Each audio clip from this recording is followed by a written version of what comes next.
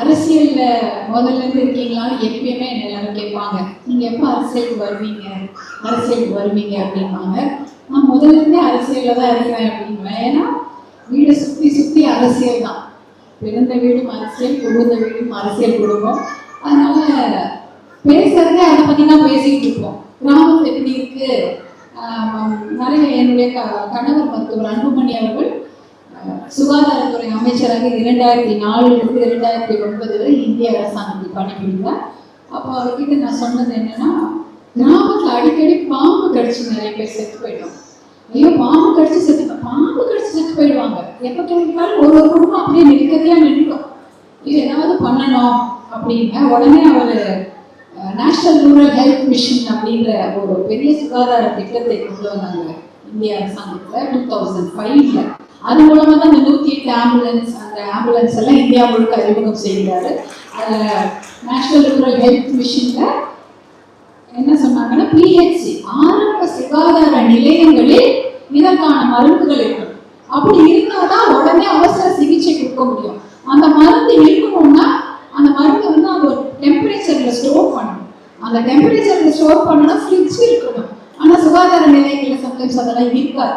ஆனா அந்த ஒரு ஆரம்ப சுகாதார நிலையத்துக்கும் தனியா ஒரு பட்ஜெட்டை மத்திய அரசாங்கம் கொடுக்குற மாதிரி செய்து, என்ன ஃப்ரிட்ஜ் ரிப்பேர் ஆனாலும் சரி அந்த சுகாதார நிலையத்திலே செய்து கொள்ளலாம்.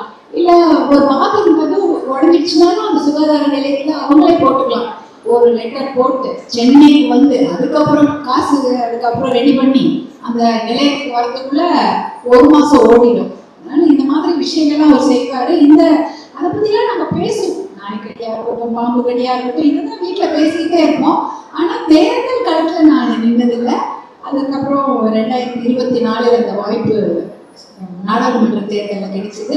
அப்போ வந்து மக்கள் எனக்கு அவ்வளோ பெரிய ஆதரவை கொடுத்தாங்க. அது என்னோட கடின உழைப்பு தான், எதுவும் சொல்ல முடியாது. அங்கே இருக்கக்கூடிய அத்தனை கிராமங்களுக்கும் நான் பயணம் செய்திருக்கிறேன். இப்போ கூட தர்மபுரியில கிட்டத்தட்ட 320-400 கிராமங்கள் கிட்ட இருக்கு. நான் ஒவ்வொரு கிராமத்துக்கும் போனேன். எல்லாரையும் போய் பார்த்து கை கொடுப்பேன். எல்லார்கிட்டையும் கை கொடுத்து பேசுவேன். எனக்கு அது ரொம்ப பிடிக்கும். அது எனக்கு நீங்க இன்ஸ்பிரேஷன் அவார்டு கொடுக்குறீங்க. என்னோட இன்ஸ்பிரேஷன் மக்கள் தான். அவங்க கிட்ட போனீங்க இன்ஸ்பயர் ஈச் அதர், அவ்வளவுதான். வேற எதுவும் இல்லை. அங்க பார்த்தோன்னே எனக்கு பீப்புள்ஸ் பர்சன் மாதிரி ஆயிடும். அவங்களை பார்த்தோன்னே எனக்கு சந்தோஷமாயிடும். அது போல என்ன பார்த்தோன்னே அவங்களுக்கு சந்தோஷமாயிடும் எப்பயுமே. அது ஒரு பெரிய விஷயம். அதே போல குடும்பத்தாருடைய ஒத்துழைப்பு முதல்ல இருந்து அதெல்லாம் இருக்கு. அது இல்லைன்னு சொல்ல முடியாது. இப்போ இங்க வந்து அவார்டு வாங்கின ஒருத்தர் அதான் சொன்னாங்க, குடும்பத்தாருடைய ஒத்துழைப்பு இருக்கணும்னு. அதனால சுயசக்தி அவார்டுன்னு சொல்றதை விடவும் அந்த சக்தி அவார்டுல வந்து சுயங்கிறது நம்ம குடும்பம் தான் போல இருக்கு. எல்லாருக்கும் அந்த ஃபேமிலி தான். அதே போலதான் எல்லாருக்கும் ஃபேமிலி நம்ம சுற்றி இருக்கிற நம்முடைய சமுதாயம் தான். நன்றி. ரொம்ப அழகா பேசுனீங்க.